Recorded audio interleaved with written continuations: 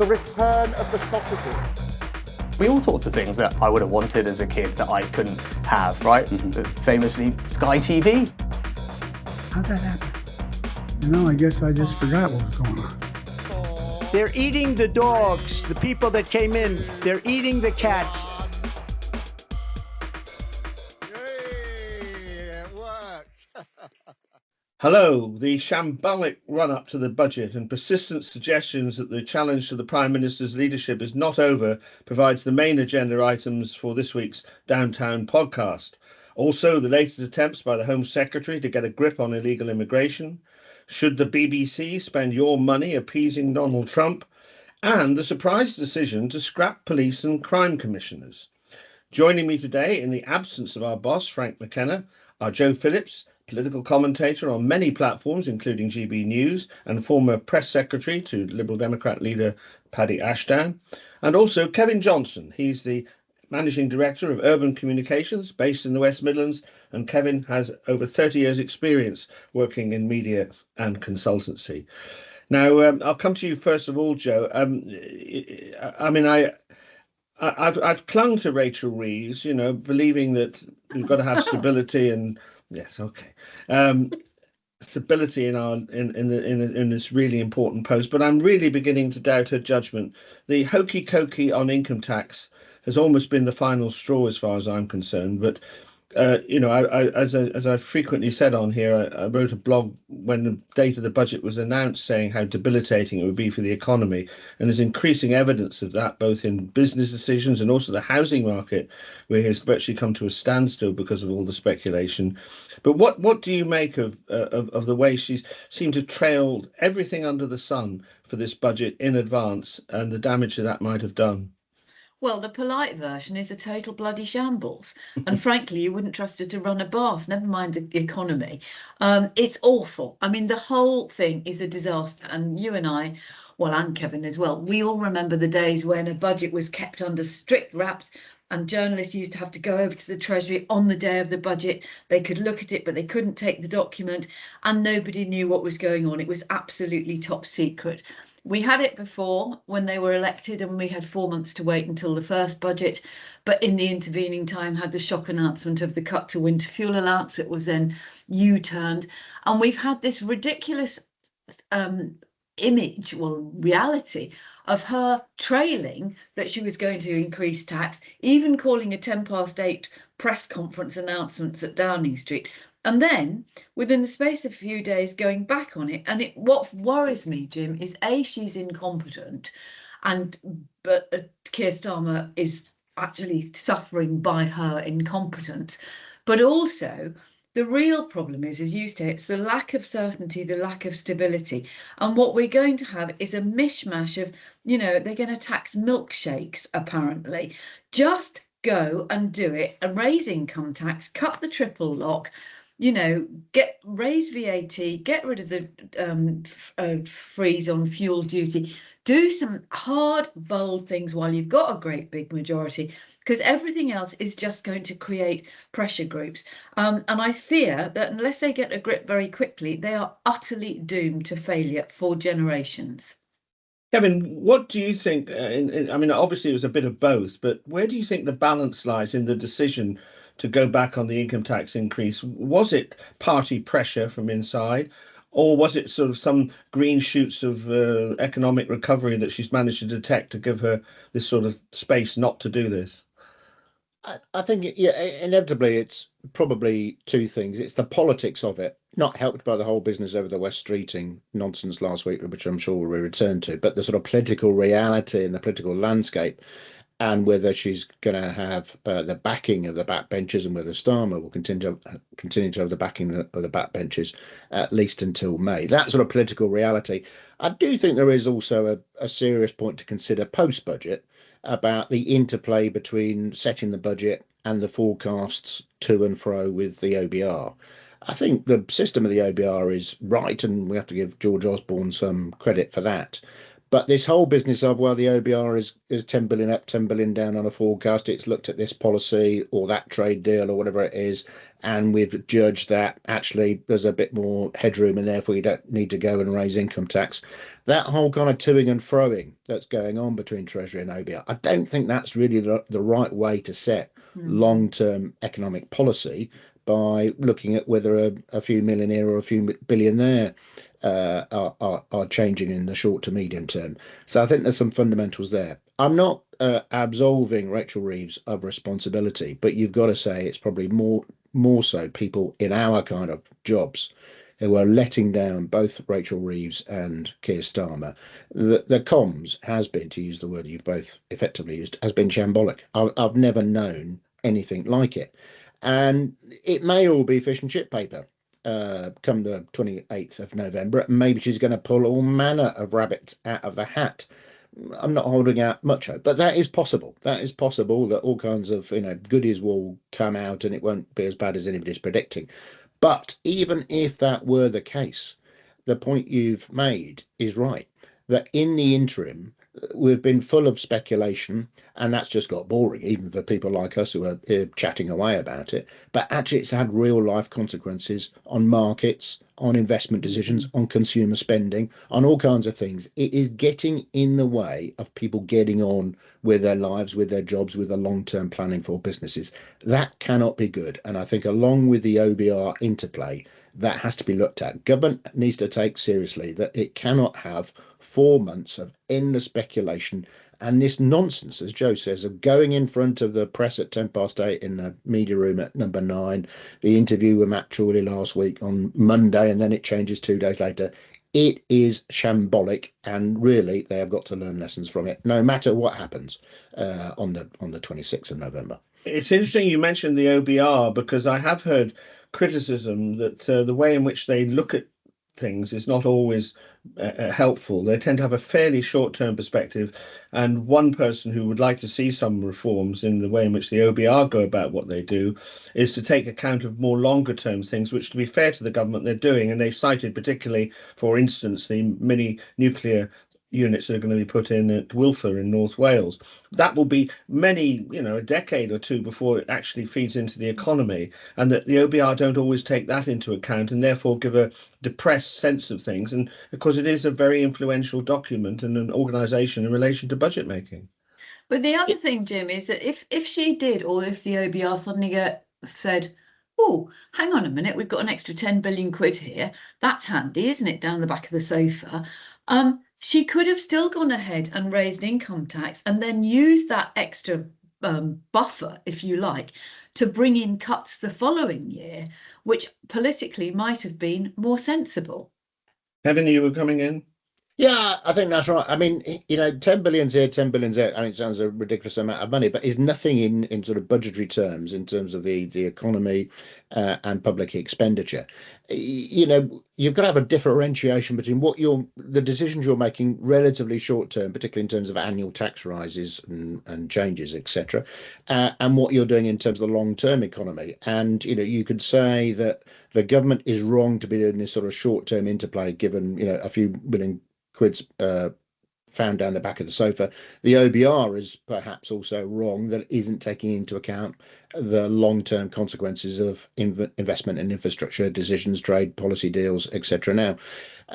So I think that's right. I think just also to go back to Joe's point, Joe and I talked about this last week, this whole approach of going for the shopping list, we're going to try and, an upper tax bracket in terms of properties, or a bit of a raid on pensions, or change to the way dividends are treated for tax, etc.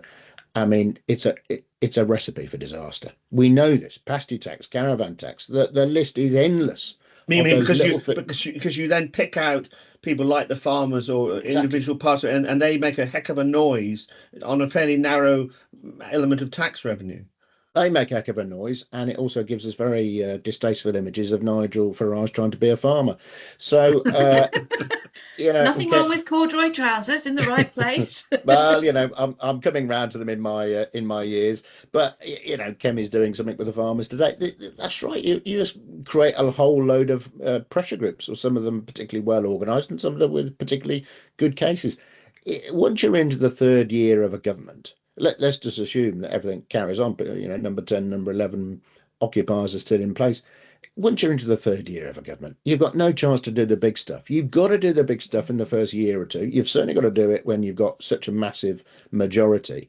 Once you're on, go through the tipping point of halfway, you're not doing the big stuff then. So if she doesn't do the big stuff now, she's never going to do it. You hear various commentators, particularly on the left, the sort of the Corbynites and Polanski and people like that, chafing to some extent about the markets and we need to liberate ourselves from the markets, a bit almost like Liz Truss. I mean, we did see on Friday when she retreated on income tax, there was quite a lot of free. I'm trying to use a word, Frivolity. Frivolity. I'm grateful to the honourable lady. Frivolity in the markets. Do you think that let's just address the issue? That the Chancellor's got to free herself from all these rules and just get on with investment and so on. I mean, do we completely dismiss it as sort of Trussian irresponsibility, Joe? No, I think, what Truss and Kwasi Kwarteng did between them is scarred on the national psyche forever and ever, and probably the Conservative Party as well. And of course, it's a terrifying sort of a warning to future chancellors. But I do think, we've always said, and you and Frank particularly, that Rachel Reeves is a child of the Treasury. And because of Keir Starmer's naturally cautious, slow, methodical approach to things, they are perhaps going to be swayed and governed by the, well, what if? Even though they don't appear to be governed by the what if on other decisions, which any half-wit could tell them are going to backfire in their face. And I do think there's somewhere to find the balance. And I think, the point that Kevin makes about the OBR not looking further ahead and not looking at stuff in the round is a terrible drawback. But you have to sort of take that into consideration, say, okay, that's your prediction, this is my prediction, I'm Chancellor, and that's based on X, Y, and Z, which is long-term investment, etc., etc. And then you have to look at the markets, but the markets will respond to calmness above anything else. What the markets do is get the jitters when everything seems to go haywire. And as Howard Davis said on the radio last week, if you wanted to spook the markets and create a narrative that is of a government and particularly a Treasury that doesn't have a clue what it's doing, this is how you do it. Yeah, I was asking a more fundamental question. I mean, let me put it right out there, Kevin. I mean, there is a left, a fairly, far left argument that we've got to break free of this sort of capitalist structure, that we've got to do what's best for our country, and not be hidebound by this, and the markets threaten us, and there's something we can do about it. I mean, is that absolute pie in the sky? Because I think it's a sort of growing frustration, particularly on the left. My son is currently studying Animal Farm at school, which was one of the books probably which prompted me to have a great interest in both economics and politics. And it all sounds lovely, doesn't it? All sounds absolutely gorgeous, where we're all equal and where, the markets don't dictate, but we plan everything. The reality is, wherever you are on the political spectrum, the reality is we have a pretty stonking amount of national debt. That public debt has to be serviced. The cost of servicing that debt goes up and down with loose talk. And that is what's happened. Now, you wouldn't say Andy Burnham was sort of far left by any means, would you? Maybe to the left of Keir Starmer, but not far left.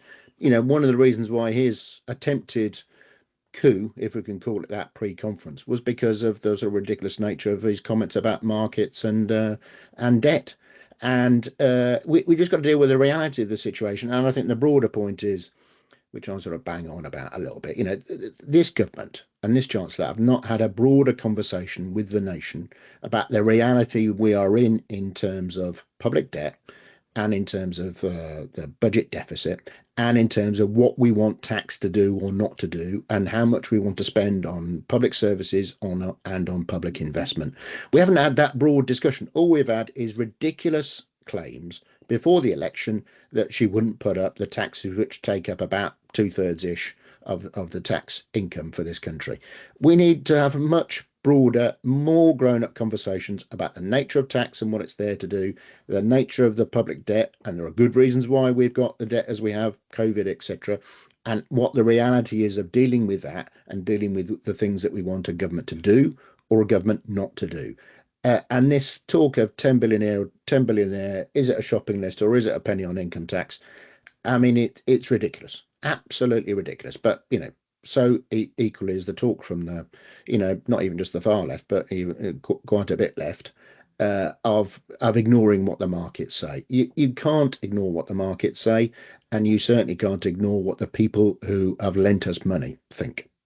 Well, running in parallel with the U-turn on income tax last week, of course, was the whole psychodrama about whether the Prime Minister had a future, and this leak from number 10 Downing Street that perhaps Wes Streeting was plotting a coup of some sort. And Streeting came out with great panache to say they'd been watching too much Traitors on TV, which I thought was one of those humorous riposts which we political interviewers dread, actually, because if you think you've got a politician up against the wall and they come out with some self-deprecating humorous remark like that, it makes it quite tricky. So I think the unintended consequence, or possibly intended, I look forward to your views on this, is that Wes Streeting's standing has risen and the Prime Minister's hasn't. Coming to you first, Joe, do you think that the prospect of some sort of challenge to the Prime Minister before the local elections has completely gone away now, or not? Who knows? I mean, we've seen we're now living in a completely parallel universe created by Downing Street. So we've got the Chancellor backtracking on something that actually had not been confirmed. So a U-turn in a road that actually didn't exist with a car that nobody was really driving.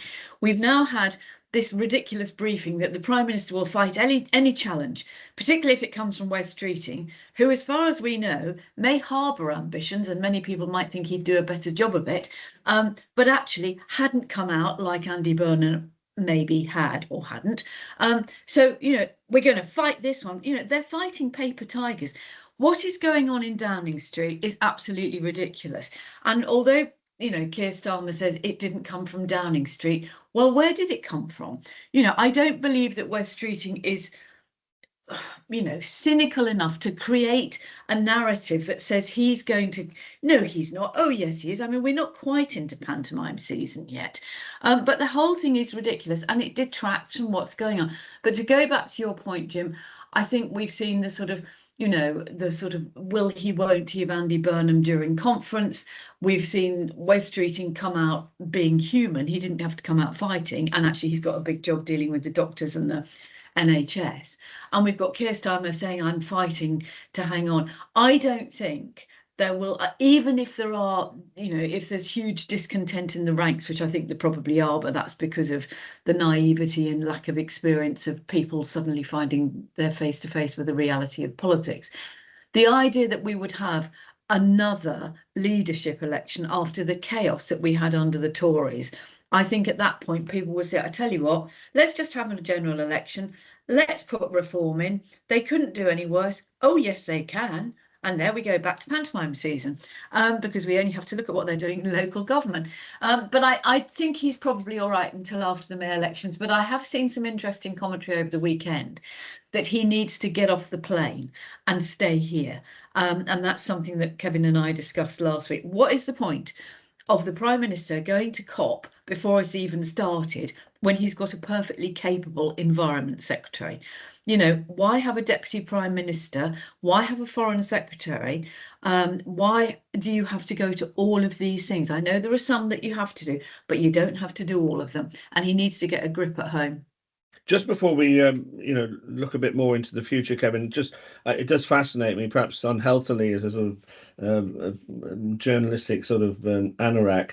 It will not have been the taxi drivers around Downing Street that have tipped off the press. I mean, for all the major outlets to run with that story, the briefing must have been at a very senior level, and the idea that McSweeney wasn't involved in some way is a bit of a stretch, isn't it? It's for the birds. It's absolutely for the birds. It seems the way Keir Starmer's trying to defend it in terms of it not coming from the building. So presumably what that means is the briefer, who he wouldn't have briefed himself, no doubt, but the briefer probably is not based in number 10. I mean, maybe they're based in number 11, maybe they're in the cabinet office, maybe they're somewhere else. But I think that seems to be the weasel way he's trying to get around, and sort of disconnecting it from close to his operation. But I mean, it doesn't matter, does it? Because the people who were briefed, we all know, are good journalists, they're proper journalists. They all got more or less the same briefing at slightly different times. So it's all come from one source. That may be one individual, but it's come from one source. But all it's done, it's weakened Starmer, of that there is no doubt, and it's strengthened Streeting. And if you're Wes Streeting, you probably don't want the big job yet. It's probably too early, and for all the reasons Joe touches on, it would be ridiculous. But all it's done is to strengthen him as a politician. But hopefully, I'll tell you the other thing I hope it's done is to make Starmer and the people around him realise what the effectiveness of Streeting is. He can communicate. And now he's not everybody's cup of tea, and I'm not entirely convinced he'd win an election amongst the members of the PLP, because he's probably not quite in the right sweet spot, or at least he wasn't until last week for quite a few of those members of the PLP. But I listened to him on the Nick Ferrari phone in, I think, on Friday morning. Nick Ferrari, I think you could probably say is, probably a brilliant journalist, probably the best political interviewer and journalist on air now, particularly with the likes of Andrew Neil not really being around on television too much. You'd probably say Nick Ferrari's own politics are probably at least centre-right. After the 30-minute phone-in with Wes Streeting, Nick Ferrari was absolutely guffawing at how brilliant Wes Streeting was. And a bit, as you say, Jim, the way he was dealing with the kind of the accusations that were coming, the way he was definitely dealing with them, although I think he had some pretty stern conversations with McSweeney and probably with Starmer. But the whole traitors thing, the whole kind of, no, I don't know where Shergar is either, all of that stuff, I mean, worked out. Of course, it was beautifully worked out on his train to Manchester and with his own aides. But the lesson, I hope, apart from stopping all this ridiculous briefing, etc., the lesson I hope it gives to Starmer and to Reeves and to others is that just try and be human. Everyone I know tells me that Starmer and indeed Reeves are perfectly good and nice and well-orientated human people with all the kinds of ups and downs and interests that the rest of us have, and who are capable of humour. For God's sake, get this out of them.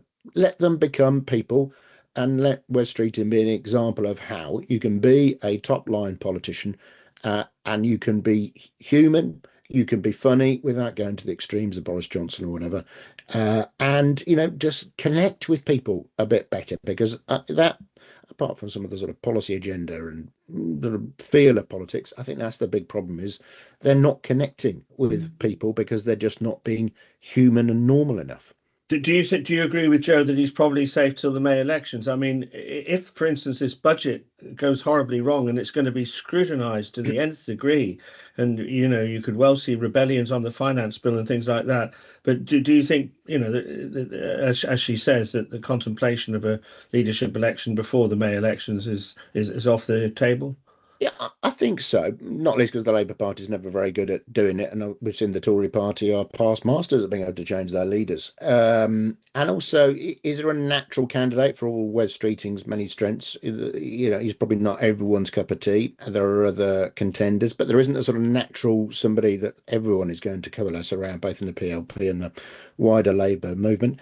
And the fundamentals aren't going to change, are they? In terms of the challenges that the country faces, the challenges the Labour Party faces in terms of the political landscape and the rise of reform, etc., the issues, and obviously we're going to hear a lot about this today, the issues of migration as well as the issues of tax and spend, etc. These fundamentals aren't going to change overnight. Has anybody else got a better set of answers that everyone is going to rally around, as well as, yes, being able to do the communication bit, the storytelling bit, the engagement bit better? I'm not convinced there's somebody who's going to be so much better in every respect than Starmer overnight that it would be worth a change, even if that were a real possibility. No, you'd wait until, unless the budget is an absolute and unmitigated disaster, you're going to wait until things play out in May. And by the way, between November and May is an awful long time in politics. Yeah. Just finally on this, Joe, Kevin's right to allude to the difficulty, irrespective of the willingness of Labour to change its leaders. It's often not done it when it perhaps should have done in the medium past.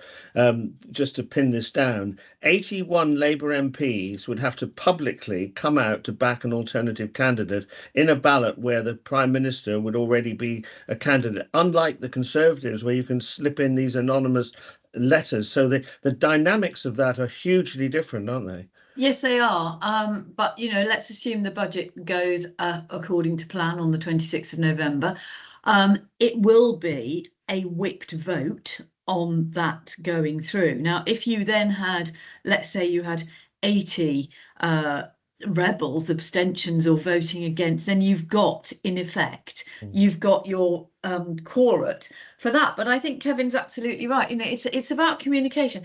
If Rachel Reeves and Keir Starmer were communicating better with the public, with the media and with their own backbenchers, then the backbenchers who are going home every weekend to their constituency and having people go, I don't know what's going on, I've got a small business, I don't take anybody on, I don't know whether to buy a house, they wouldn't have that rebellion in such a sort of a strong way. So I think we'll see what happens. A lot will depend on the budget. If Rachel Reeves were to go and there was to be a new chancellor, whether that might be Wes Streeting or, I don't know, Pat McFadden, you can recycle him around difficult, different areas, or Steve Reed, or, anybody you would choose to mention, then that might change things. But I think it's the double blandness of Reeves and Starmer, neither of whom can relate to humans. They are like people from another planet. Well, we've been talking a lot about Wes Streeting. Of course, the other potential candidate that we ought to consider is Shabana Mahmood, the Home Secretary. I don't want to talk any more about the Labour leadership, but I'm sort of segueing with my usual elegance into the next subject, because, of course, today she is announcing these proposals in relation to trying to deal with the immigration crisis, quite radical proposals, the possibility of people being deported after up to 20 years if their country becomes safe, talking about lawbreakers losing their benefits and even their house, restricting the interpretation of families to only the immediate family and not sort of distant cousins and things like that, and somehow ending multiple appeals. And some of this, people say, is going to involve the European Court of Human Rights and all that sort of thing. So this is a major policy development. What do you make of it, Kevin?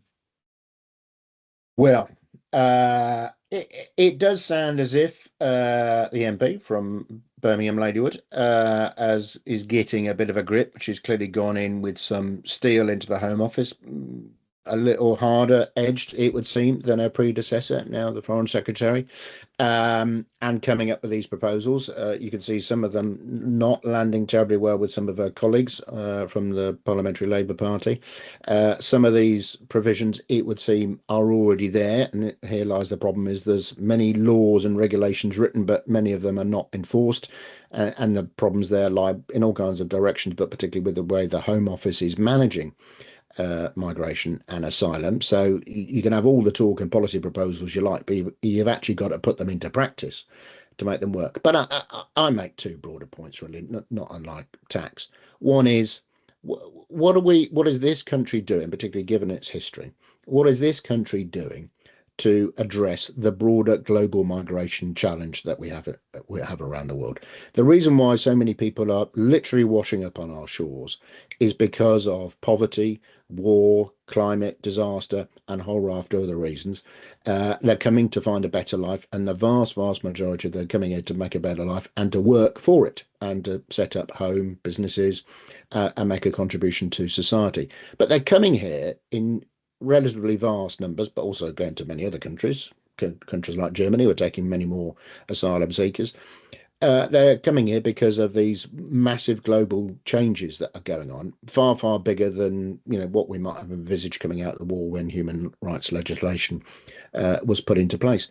And I don't see what this government is doing to join with partners to address that? How do you address the sheer scale of numbers that are moving across the world for these variety of massive reasons?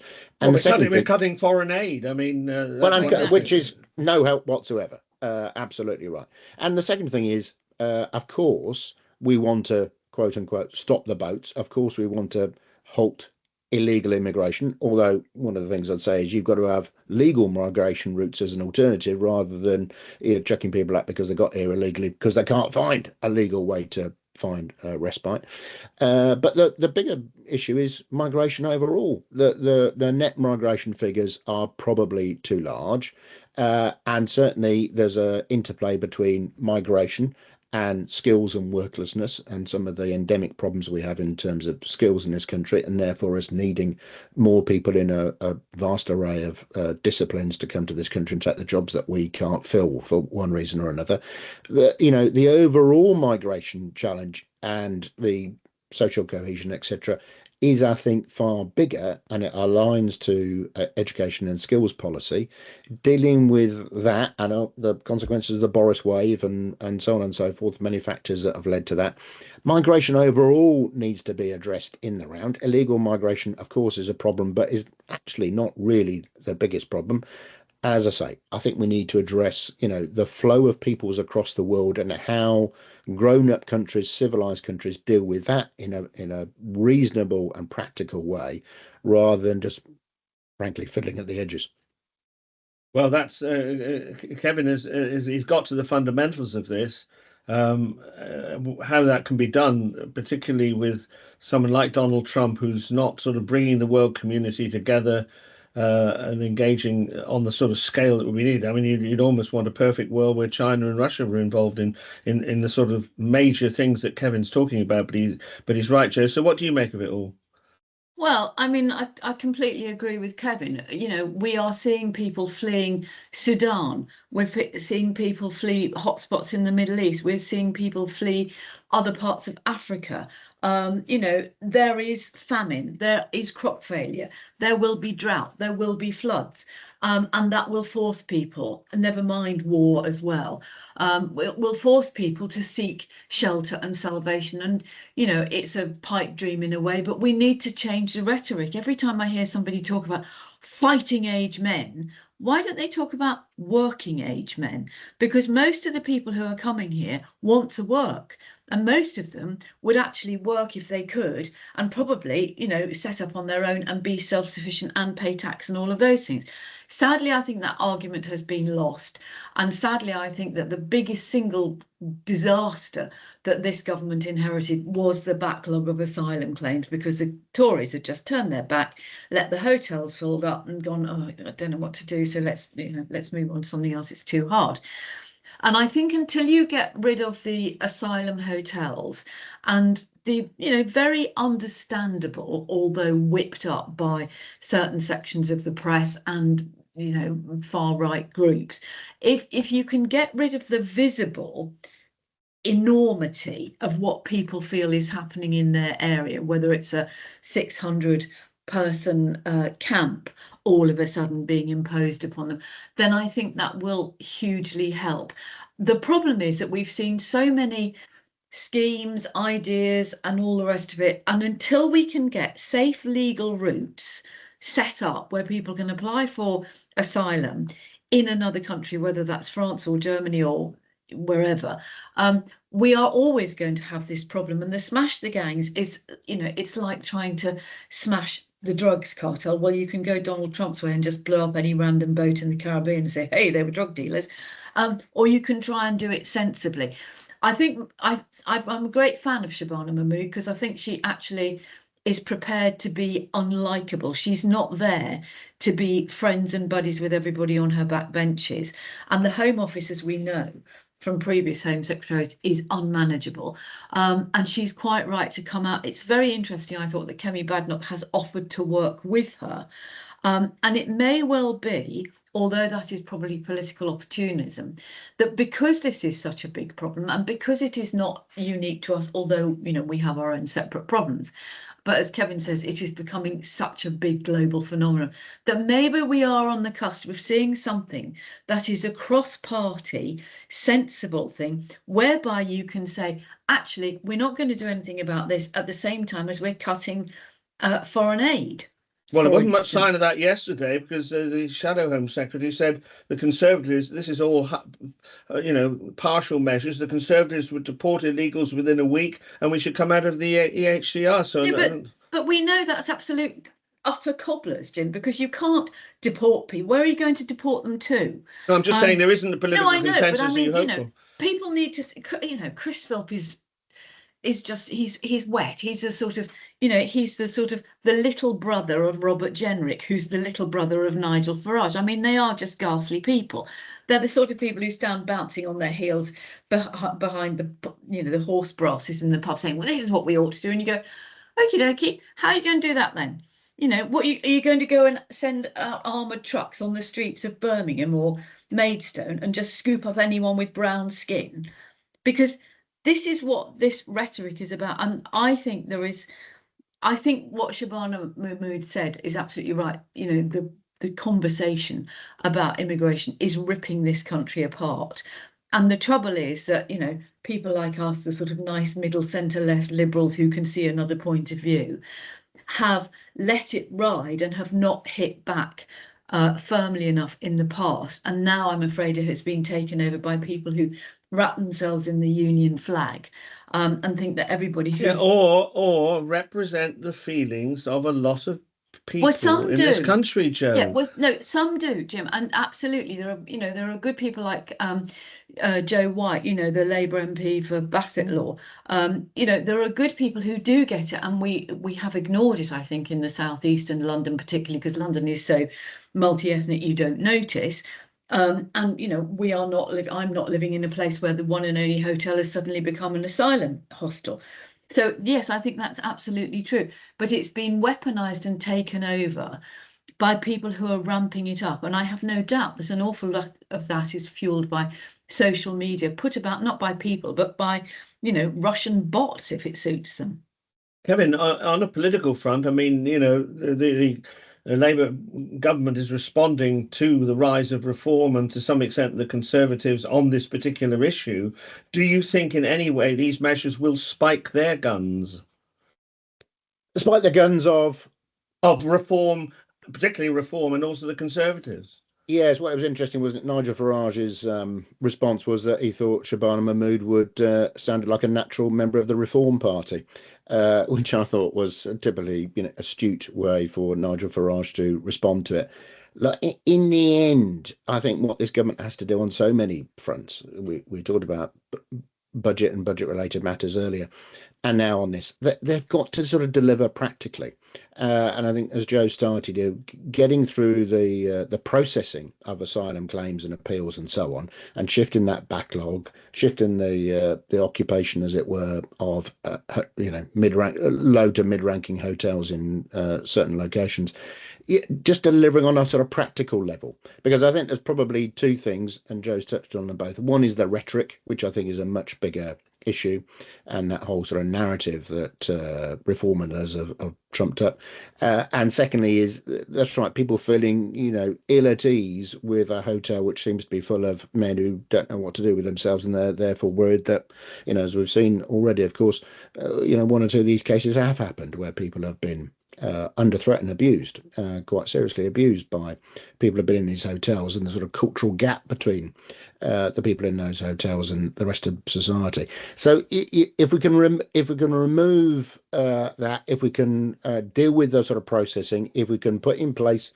and enact the things which are already in legislation, or already in the ways that systems that should be working, it would be a start, wouldn't it? It would be a start.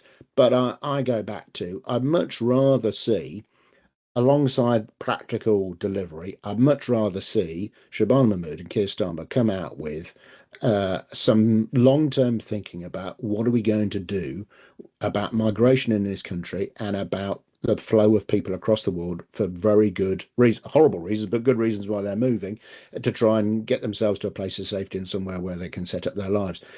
Until we do that, until we've got a better grip of and notwithstanding the point you make about Russia and America, for example, probably in a similar way to the climate change, no longer engaging in serious grown-up, global politics. But until we deal with the broader point, I'm afraid this issue is not really going to go away, but it'll be improved by better practical delivery on the ground. A final point on this, Joe, it's quite a crucial one, really. If you're in Afghanistan still, or in the ghastly situation in Sudan, and you're in some way following the announcement in the House of Commons in the United Kingdom today, will you be deterred from trying to make the perilous journey by these measures? No, of course not. That's the awful thing. And because there are snake oil salesmen who will always say, it's okay, you just give me the money and I'll get you there. Once you're there, you're fine. People are offering dreams, and 'twas ever thus. They're offering false hope, as we saw from people who campaigned from Brexit. But I mean, I'm being slightly facetious. But, all the time there are desperate people, there will be people seeking to exploit them. So that's quite an awkward picture, isn't it, then? Because the pressure will remain and these new laws might be in place. So we're going to see a lot of difficult situations, to put it mildly. Yeah, I mean, there are no easy if the pressure, answers. if the pressure doesn't go down of the number of people trying to come here, and therefore all these things that are being threatened to be done, deportations and so on, will have to be in some way attempted by the government. That's not going to be a pretty spectacle, is it? No, but if they can speed up the deportation process where people have failed, and they can, make or suggest that judges have a different interpretation of clauses 3 and clauses 8 of the Human Rights Act, then that will help, because we won't have the ridiculous spectacle of people saying, oh no, I can't be deported because I don't like spicy food or whatever it was. So all of those things, I think if you speed it up and you get to see, the government has made some progress. Unfortunately, they don't tell, to go back to what we were talking about at the beginning, they don't tell their own good stories. We only see the shambles, and they have already deported an enormous number of people, and what we see is the nonsense of the one in, one out from France, which was always going to be a hokey cokey, because the French just shrug their shoulders and go, oh, sorry, I didn't recognize him. Where's the deal that in France they are then taken somewhere else?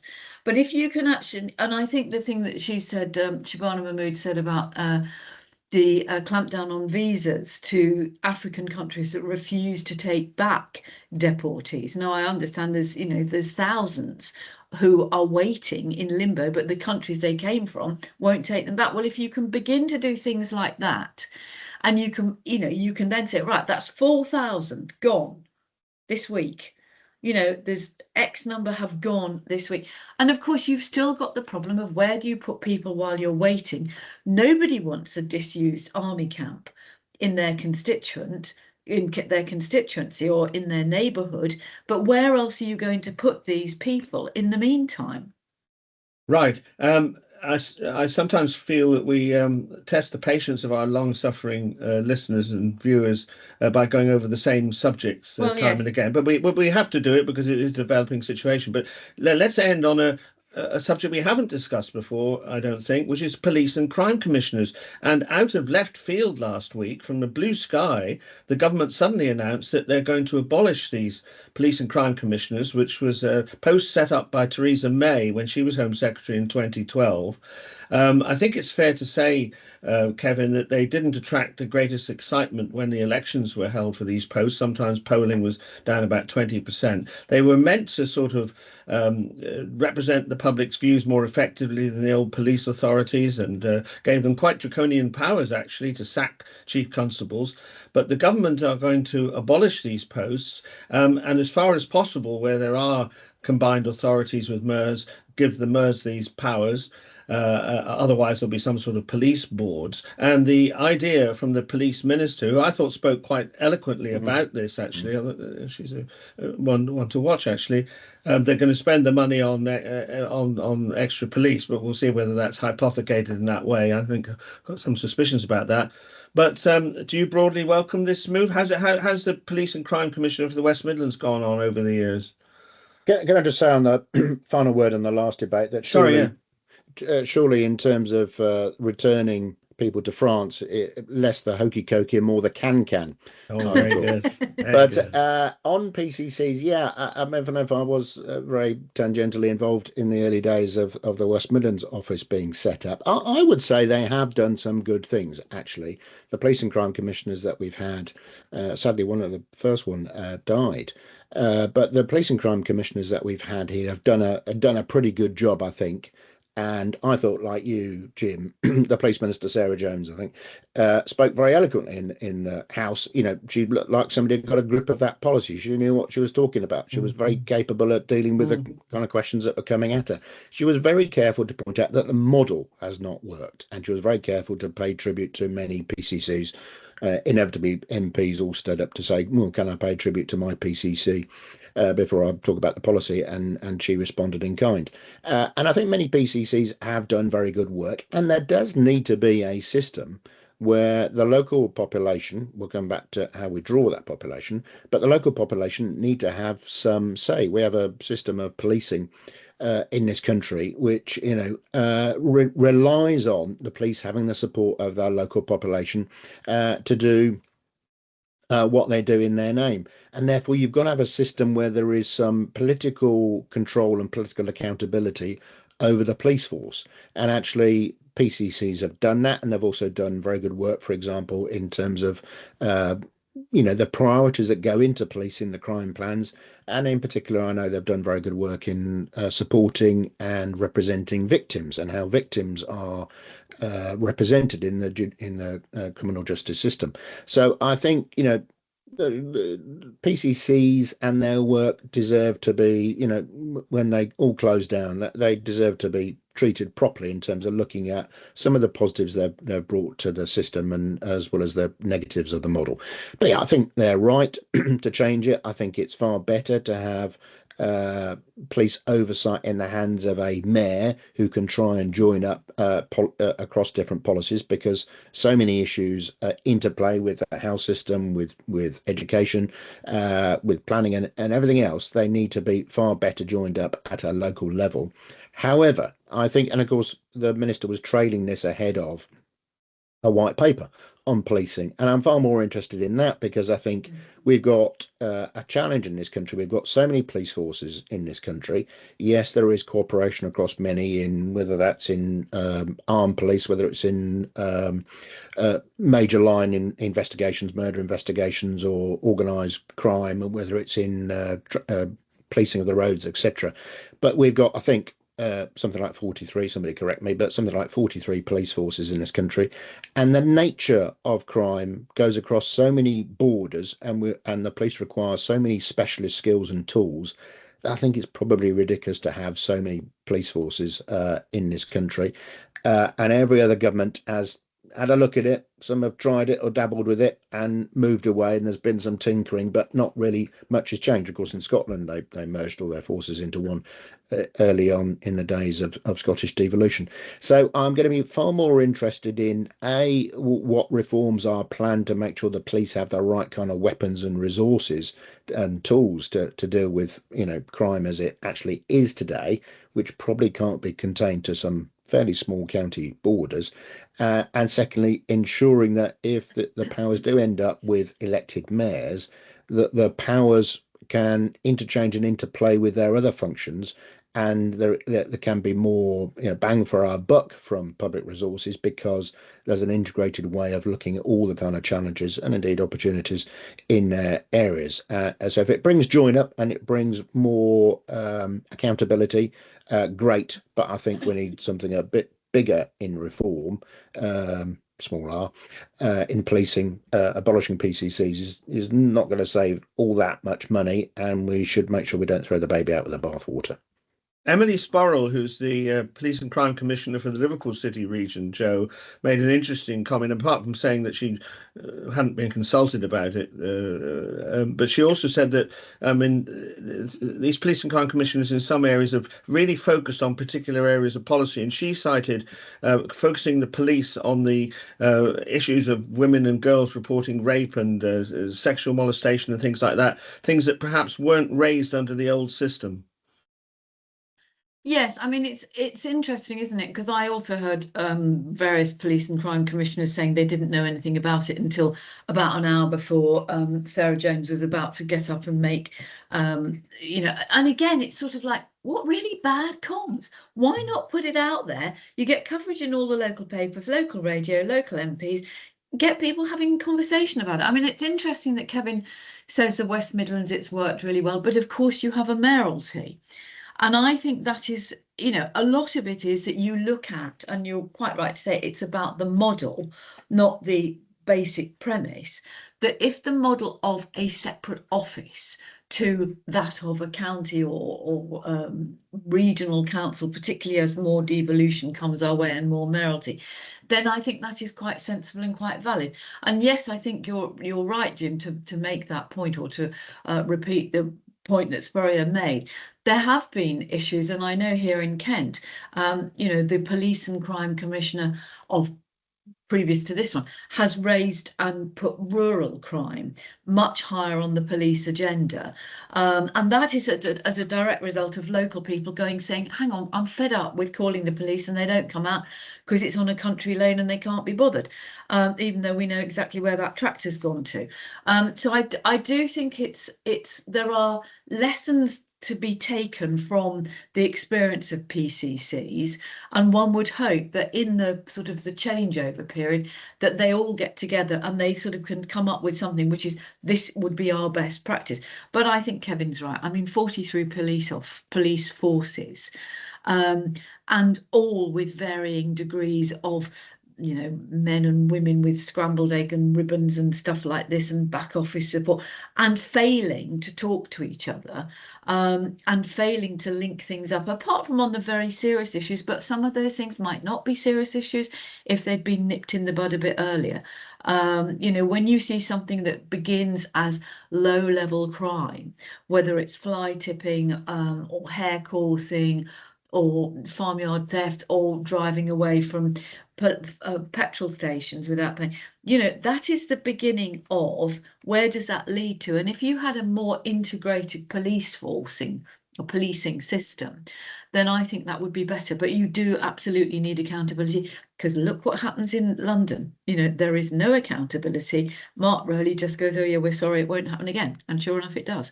And there's a mayor and devolution and powers. So the public do need to have somebody who's on their side, but there are MPs, there are local councillors and mayors. But Joe, just on the London point, if I could just make this quickly, Jim, that I think what will be, and I've not seen any real speculation about this, but when the white paper does come out, how will they treat London? Exactly. Will they separate out some of the sort of national functions that inevitably the Met has to do, and takes up resource, and it does get extra resource for some of that, but will it take out the sort of national functions so that London can have a sort of dedicated police force which is about policing that area, as opposed to servicing sort of national pan-national joined up policing requirements? Our hour is up, which is a shame, because I won't have time to narrate the difficulty I had yesterday driving across the country at night, being blinded by these wretched LED lights on other people's cars.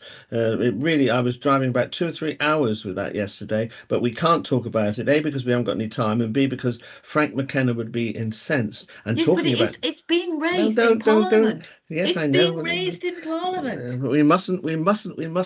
Next Much week, like the lights, they've been raised.